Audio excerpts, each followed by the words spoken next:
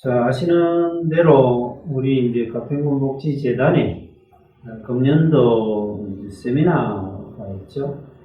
그 세미나 제목을 우리 가평군 지역복지 차원에서 지역복지 위기와 해법을 생각하다 이렇게 이제 정했습니다. 그래서 팩트 시대에 맞춘 지역복지 위기 해법 이런 거를 각 분야별로 우리 관내에 있는 현장에 있는 시설장님 중심으로 그렇게 한 7곡지로 발제를 하는 그런 세미나라는 이름으로 기획은 했었는데 여러 가지 이제 좀 시간적으로 마땅치 않아서 회의를 통해서 세미나는 좀 더 전문적이고 좀 거창해서 그냥 워크샵 정도, 그것도 작은 워크샵 이런 개념으로 축소해서 그냥 영상을 각자 이렇게 편한 차원에서 문제를 제시하는 수준에서만 말씀들을 하고 그걸 토대로 이제 새해에 좀 제대로 된 세미나를 개최하자 그런 맥락을 갖고 있습니다. 그래서 저는 이게 이제 보시는 대로 우리 지역 돌봄 사업에 대해서 제가 맡았어요. 마침 우리 청평노인복지관이 이제 새해부터 이 어르신 돌봄 사업을 해야 되니까 그래서 이렇게 직원 교육 개념으로 제가 생각하던 말씀들을 좀 공유하는 그런 시간이다 이렇게 생각하시면 좋겠고요. 뭐 제가 이 돌봄 사업에 대한 세미나에 좀 이렇게 제대로 된 발표를 할 만큼 전문성도 없고요. 단지 현장의 경험은 나름대로 있어서 평소 생각하던 바를 중심으로 말씀드리는 그런 의미를 갖겠습니다. 크게 이제 제가 한 2가지 생각을 해봤는데 하나는 이제 제일 큰 문제가 뭘까? 제가 생각하기에는 이제 우리 4차 산업 시대 그러죠.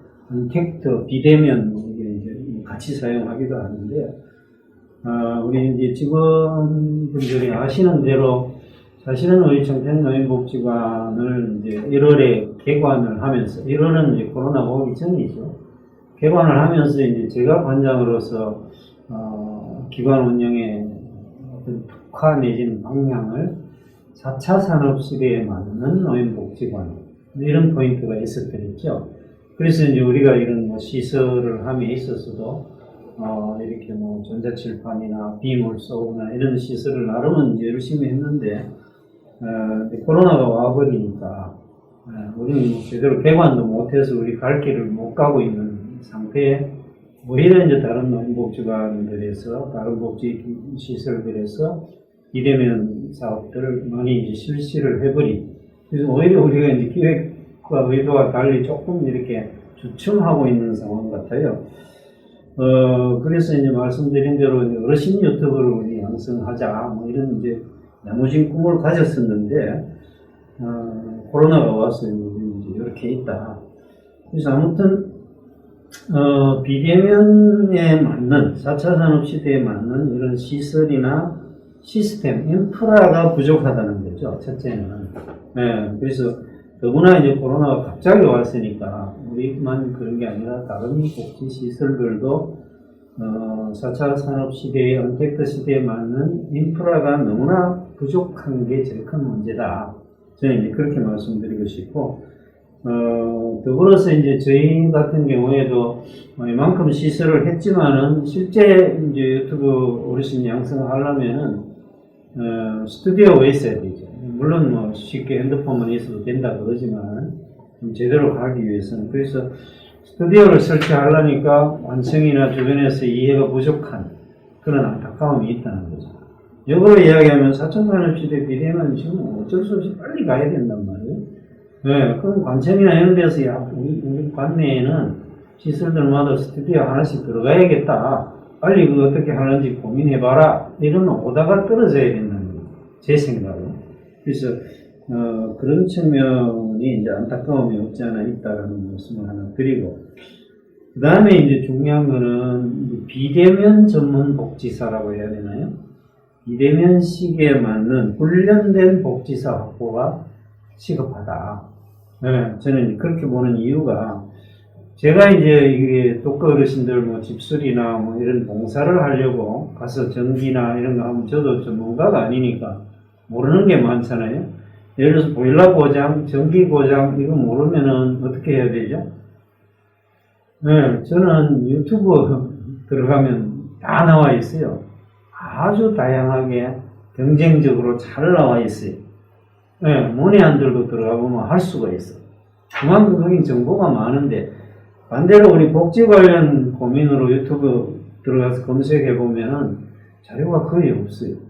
지금 코로나 시국에 많이 자료가 업데이트 됐음에도 불구하고 지금도 굉장히 제한적인 자료만 들어있다는 거죠. 그래서 이게 뭐냐면은 예를 들어서 우리가 이제 맞춤 돌봄인데 맞춤 돌봄 제가 검색을 해봤더니 반려견 돌봄 이런 게 더 잘 나와요.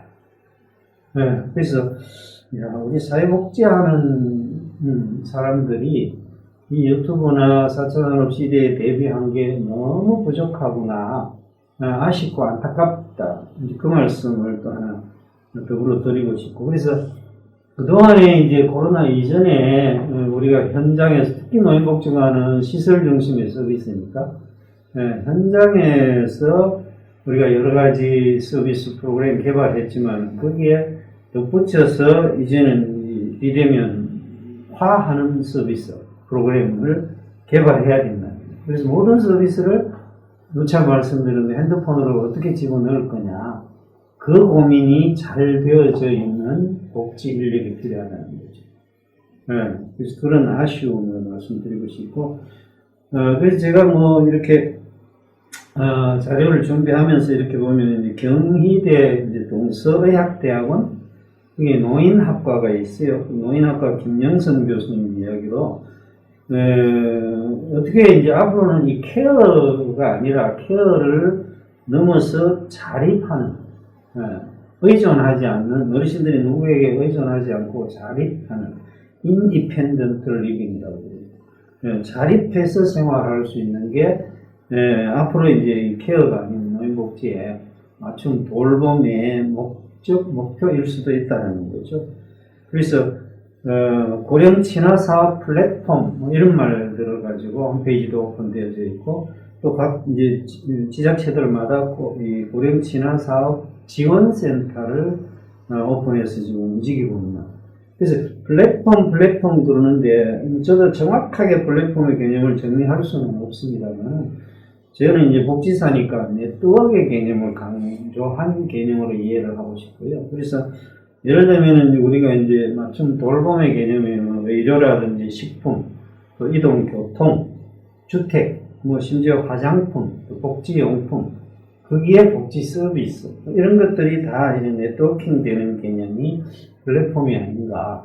그래서 우리는 어떻게 보면 구세대이기 때문에 복지 플랫폼, 돌봄 플랫폼은 뭘까? 어떻게 하는 걸까라는 고민을 해봐도 그냥 이 플랫폼 우리는 입은 게 대전 블루스 이런 노래 있죠. 옛날 노래.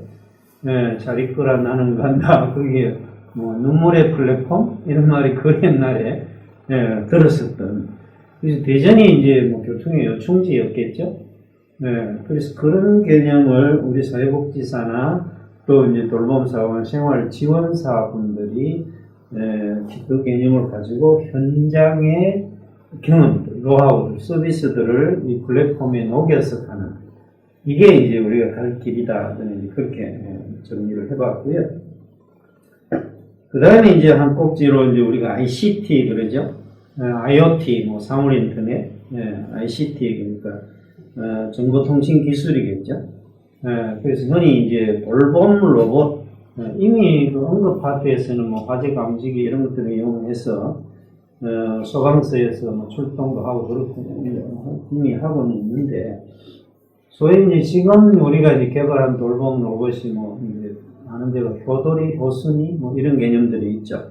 그 기능들을 이렇게 보면은 미리 안아주면은 뭐 제가 안아드려야 되는데요. 그리고 로봇이 그렇게 이야기를 해요. 근데 그 중에 하나는 약을 드셨는지, 뭐 예를 들어서 뭐 할머니 약 드셨어요? 그래.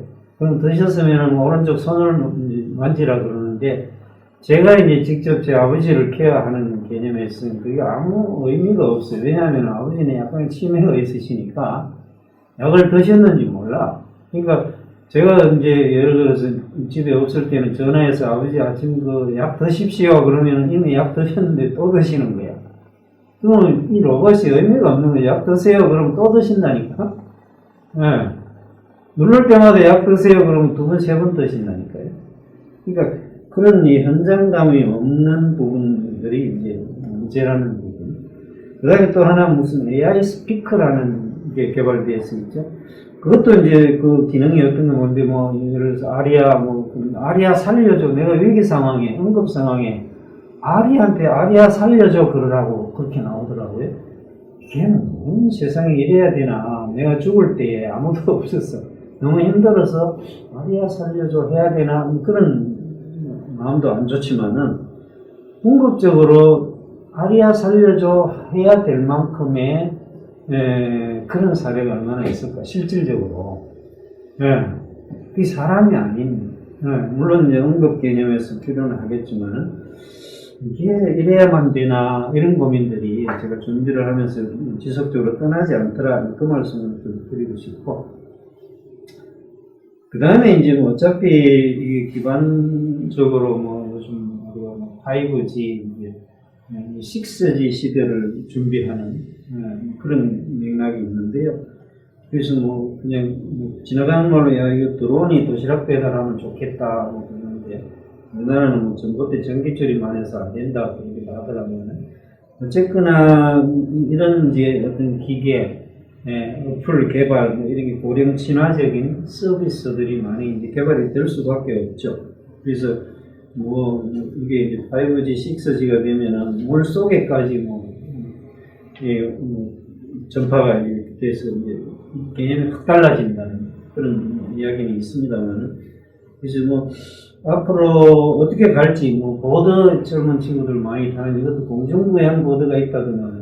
그래서 공중부양 차도 나올 거다, 그런 말들도 하는데, 아무튼 이제 이런 것들이 이제 어떻게 우리 돌봄에 적용이 되는지는, 지켜봐야 될 부분 같고요. 그 다음에 이제 이 이면에 이런 게 가능해지려면 결국 이제 빅데이터가 확보가 돼야 됩니다. 그게 확보되면 될수록 더 큰 문제는 비밀보장의 문제가 생기는. 다 오픈이 되어버리는 부분, 이걸 어떻게 감당을 해야 되는지, 사회복지사로서 그런 고민을 함께 해야 될 것 같고요. 또 하나는 이제 소위 이제 알파고 인공지능, 그렇죠? AI. 그래서 이세돌 우리 떠올리게 되는데, 알파고가 이세돌을 상대로 해서 게임을 해서 그 얻은 모든 정보를 다시 재입력을 해서 중국의 커제하고 게임을 해서 이겼다는 거 아니에요? 그래서 더 센 커제, 이세돌보다 더 잘 나가는 커제를 이겼다는 거죠. 이건 굉장한 위기죠. 그래서 소위 로봇이 인간을 지배한다라는 측면에서의 위기를 우리는 그냥 영화에서만 로봇이 사람을 죽이거나 이런 것만 생각하는데, 그런 개념보다는 아시는 대로 예를 들면은 최고의 서비스 생활지원사, 돌봄 서비스를 제공하는 생활지원사, 우리 생활지원사 중에 잘하는 사례들, 그것을 예를 들어서 알파고 입력하듯이 우리가 입력을 하면은 로봇이 최고의 생활지원사가 되는 거잖아요. 그렇죠? 그렇게 되면 어떻게 돼요? 점점 더 우리는 로봇에 의존을 하죠. 근데 사람과의 관계, 독거 어르신들이 제일 그리운 건 사람 냄새란 말이에요. 그러면 우리는 점점 더 로봇에게 의존하고 내가 안 가도 된다라는 사고, 거기에 훈련되어 버리지 않을까.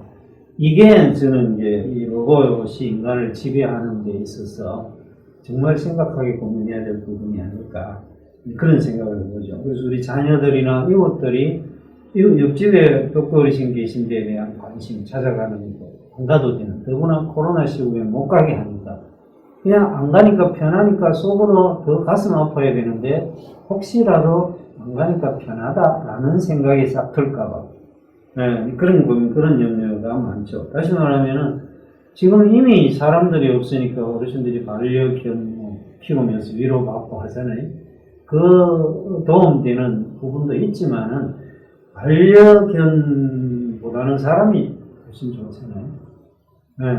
그 부분을 자꾸 놓쳐가고 역행하는 게 아니고 또 앞으로 반려 로봇이 생기면은 더 거기에 의존하게 만드는 부분에 대한 고민, 그게 먼저 고민해야 되는 거 아닐까, 그런 측면. 그래서 결론적으로 말씀드리고 싶은 거는 결국은 이제 인간 존엄이 상실되는 세상, 이게 우리가 다 알지만은 구체적으로 고민을 하고 있지 않다라는 부분이죠. 그래서 지금 이제 돌봄 서비스 공백이 자꾸 생기죠. 마찬가지로 생활지원사들도 방문 못 하잖아요. 자녀들도 못 하고. 그러니까 이 문제를 말씀드리고 싶고, 이런 풍토가 만연되는 큰일이다. 그걸 말씀드리고 싶고, 또 우리가 이제 흔히 이제 사각지대 그러는데, 지금 뭐 사각지대가 아니라 다 사각지대입니다. 그렇죠? 그런 부분. 그래서 특히 이런 뭐 4차 산업은 텍트 시대에 여러 가지 서비스들이 뭐 개발이 되더라도 독거 어르신들은 제가 이제 말씀드린 제 개념으로는 노인분들은 그야말로 토탈 장애인, 소위 종합병원이다. 흔히 오감이 다 마비가 되는 토탈로 장애가 오는 그런 시기인데 거기에 이 디지털 명의잖아요. 그러니까 이거 개발이 돼도 현재 우리 독거 어르신들한테는 얼마나 도움이 될까에 대한 고민이 있다는 거죠. 그래서 그런 부분들이 결국은 어떻게 해야 되냐, 이제 제 생각은 그렇죠. 결국은 가족 돌봄이 베이스가 되고, 그게 어려운 경우에는 최대한 이웃 돌봄이 돼야 된다. 이게 기본적인 열쇠라고 저는 생각해요. 그래서 할 수만 있으면은 마을에 사회복지사를 한 명씩 배치를 해야 되겠죠.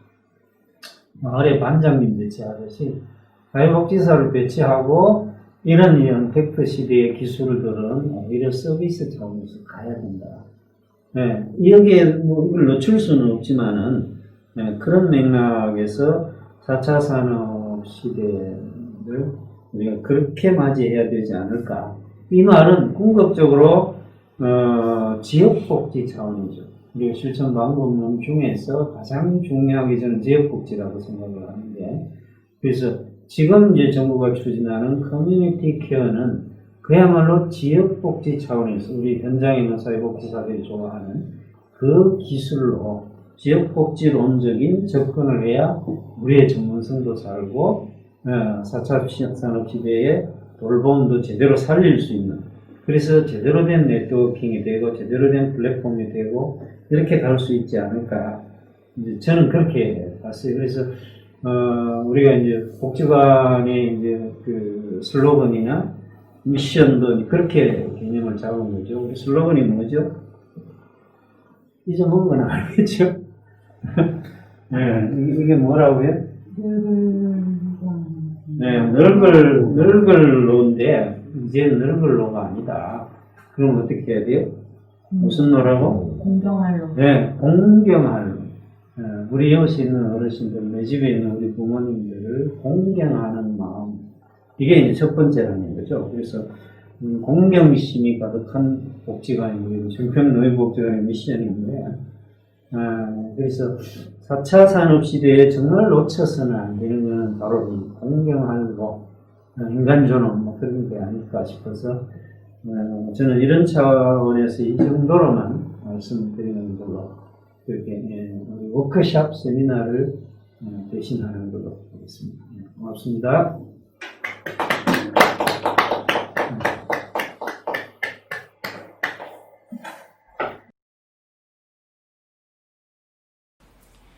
안녕하십니까. 가평군 어린이집 연합회장 김선자 인사드리겠습니다. 코로나19가 연일 1000명대를 오가며 사회적 거리두기 2.5단계 시행으로 오늘 동영상으로 만나뵙게 되었습니다. 오늘 세미나 주제가 언택트 시대를 살아가는 어린이집에서의 위기와 해법을 주제로 이야기 나누어 볼까 합니다. 회장님, 위기가 무엇인가요? 위기란 어떤 상태의 안정에 부정적으로 영향을 주는 정세의 급격한 변화 또는 어떤 사상의 결정적이고도 중대한 단계를 말하는 사전적 의미를 가지고 있습니다. 우리는 인생을 살면서 수많은 위기를 경험하게 되고 어떤 이들은 이를 새로운 기회로 받아들이기도 합니다. 이렇듯 인생을 살아가면서 예상하지 못하는 위기들이 닥쳤을 때 그때마다 저마다의 방법으로 그것을 극복하는 방법이 있습니다. 저는 2020년 코로나19가 바꿔버린 가평군 관내 어린이집에서의 오늘 현재 대처하고 있는 방법들을 오늘 여러분들께 소개하고자 합니다. 우리나라 출산율은 가임 여성 1명당 0.918명으로 19년 통계청 통계 자료로 발표되었습니다. 이는 세계 최저치를 기록하고 있는 숫자이기도 하지요. 이런 문제를 심각하게 여긴 정부도 지난 이달 15일 제4차 저출산 고령화 사회 기본 계획을 만들어 2025년부터 아동수당을 50만 원으로 인상, 출산 시 200만 원 일시불 지급, 만 1세 미만 자녀를 둔 부모가 3개월씩 휴직할 경우 양쪽 부모에게 최대 월 300만 원의 휴직급여를 지급한다는 발표를 한 바 있습니다. 지금까지 중앙정부와 지방자치단체들의 수많은 출산 장려 정책에도 불구하고 우리나라 출산율은 이미 전 세계 최저치를 만들었으며 이것은 이미 우리 어린이집의 존재를 먼저 위협하고 있었습니다. 그리고 2020년 현재 코로나19 바이러스가 긴급보육이라는 명목하에 가정보육으로 보육을 돌리며 어린이집의 존폐 위기를 다시 한번 위험에 빠뜨렸습니다. 2020년 12월 19일 검증되지 않은 뉴스로 그나마 연명하고 있는 어린이집을 다시금 절망에 빠뜨린 기사가 있었습니다. 가정보육에 들어간 아이들의 정보보육료를 부모에게 돌려달라는 참으로 어처구니 없는 기사를 보며 보육인으로서 매우 서운하고 상실감에 빠지지 않을 수 없었습니다. 초, 중, 고, 심지어 대학까지 비대면 수업 및 교육 공백이 있었음에도 정부가 지원하는 교육비를 환불 요청한 적은 없었으면서 유독 어린이집은 부모 부담 금액이 없음에도 불구하고 정부 지원금을 돌려달라는 황당한 뉴스는 지금 다시 되돌아보아도 매우 유감스러운 보도였습니다. 그러나 그럼에도 불구하고 맞벌이, 외벌이, 한부모등 긴급 보육이 필요한 경우 어린이집에서는 보육이 이루어지고 있습니다. 그리고 가정 보육이 길어지며 부모나 조부모들이 극에 달한 스트레스로 갈등을 겪고 있는 현실에서 우리 어린이집은 또 하나의 해결책을 하나씩 마련하였으며 지금부터 한 가지씩 소개해 드리려 합니다. 첫 번째로 비대면 수업 자료 교육 꾸러미를 제공하였습니다. 지난 4월 가평군 어린이집 연합회는 학교 납품이 중지된 가평군 농수산물 팔아주기에 동참하고자 친환경 농산물 꾸러미를 관내 35개 어린이집들 가정에 지급하여 주었습니다. 또한 가을 김장체험, 고추장 만들기 등 어린이집에서의 비대면 활동 꾸러미를 제공하였으며 케이크 만들기 등을 가정에 보내 가정 내 체험 프로그램을 제공하였습니다. 또한 가정 돌봄으로 힘든 부모님들을 위하여 줌 수업으로 부모 교육을 진행하였으며 각 교사들 필수 교육 및 힐링 프로그램도 원격 수업 방식으로 진행하여 올 한 해 동안 이루어져야 할 필수 교육을 모두 이수할 수 있었습니다. 다음은 가평군 육아종합지원센터에서 이루어진 프로그램을 소개하도록 하겠습니다. 첫 번째, 보육교직원 교육은 대면 시에는 실내 10명 이내로 소그룹 및 비대면 온라인 교육을 진행하였으며 두 번째, 어린이집 컨설팅, 즉 어린이집 평가제, 재무회계, 열린 어린이집, 아동권리 존중 운영 컨설팅은 1:1 맞춤형 방문 컨설팅 및 온라인 교육으로 진행되었습니다. 셋째, 대체교사 지원은 자가건강 체크 및 어린이집 방문 전 열, 소독 등 코로나 방역 수칙을 준수한 후 현재까지도 계속 지원 중에 있습니다. 다음은 가정양육 지원으로서 부모 교육은 대면에서 실내 3에서 10명 이내 소그룹 및 비대면 온라인 교육을 진행하였으며 내용으로는 아동 권리 존중 및 가정 내 놀이 환경 점검, 스마트폰 중독 예방 교육, 출산 장려 지원을 위한 예비 부모, 영유아 가정 교육, 부모 교육 등 찾아가는 부모 교육, 키성장 솔루션 등을 지원하였습니다. 다음은 부모와 자녀 체험 활동으로 대면으로는 3에서 10명 이내 소그룹 및 비대면 온라인 교육과 놀이 키트를 배포하였습니다. 그 내용으로는 클로버 부모 자녀 체험 활동, 꼬마 목수 목공놀이, 도담 아뜰리에 및 알콩달콩 놀이 코칭이 있습니다. 도담 놀이터 운영도 코로나 방역 수칙을 준수하며 정상 운영하였으며 개인 가정 15가정에서 2가정으로 축소 운영하였으며 단체는 1일 1개소 20명 이내 진행하였습니다. 장난감 대여 역시 온라인 예약제로만 운영하였으며 영유아 및 취약 전 아동 가정 행사는 대면 시 실내 50명 이내 1일 3회기 소그룹 및 비대면 온라인 교육을 진행하였습니다. 그 내용으로는 조부모 동반 마술쇼 2회 가평 설악에서 진행되었습니다.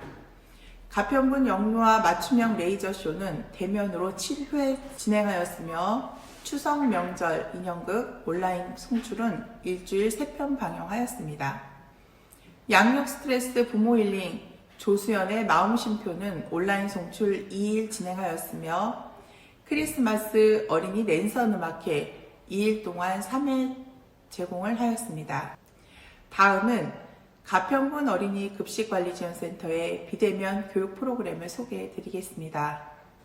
첫 번째로 얘들아 요즘 뭐하니 프로그램은 건강한 간식의 중요성을 하게 하는 꽃게 샌드위치 만들기 프로그램을 41개소 1128명으로 진행하였으며 둘째로 초록 오감놀이는 매실을 관찰하고 청을 담기는 프로그램을 25개소 563명 진행하였습니다. 세 번째로 코로나19로 인한 어린이 대상 비대면 영양교육을 7개소 115명에게 진행하였으며 넷째로 코로나19로 인한 어린이 대상 비대면 위생교육으로 쪼무락 비누 만들기를 18개소 361명을 상대로 진행하였습니다. 마지막 다섯 번째는 김장하는 날을 주제로 우리 전통 음식 김치의 효능 및 종류를 알게 하고 포기김치, 단호박, 백김치, 담그기 레시피 동영상을 36개소 677명에게 제공하였습니다. 아울러 가평군에서는 어린이집으로 5월부터 5월 2회 총 4회 전문 업체를 이용한 전시설 정기소독을 실시하여 주었으며 손소독제, 비대면 체험계, 교직원 영유아 마스크 지급을 수차례 지원하여 주셨습니다. 또한 가평군 자원봉사센터에서는 마스크 대란이 있었던 지난 4월 어린이집 영유아 모두에게 면 마스크를 만들어 제공하여 주셨습니다. 가평군 어린이집 연합회 역시 8.15 코로나 2차 대유행 시 가평군 보건소로 간식 꾸러미를 만들어 드렸습니다. 마지막으로 2020년을 마무리하며 코로나라는 위기로 우리를 위협하고 있는 지금도 방역 및 의료 부분에서 최선을 다하시는 분들과 정부 방침에 따라 집안에서 힘든 시간을 지내시는 모든 분들에게 속히 코로나가 종식되었다는 소식에 희망의 메시지가 들려오기를 간절히 바라며 이만 매듭질까 합니다. 감사합니다.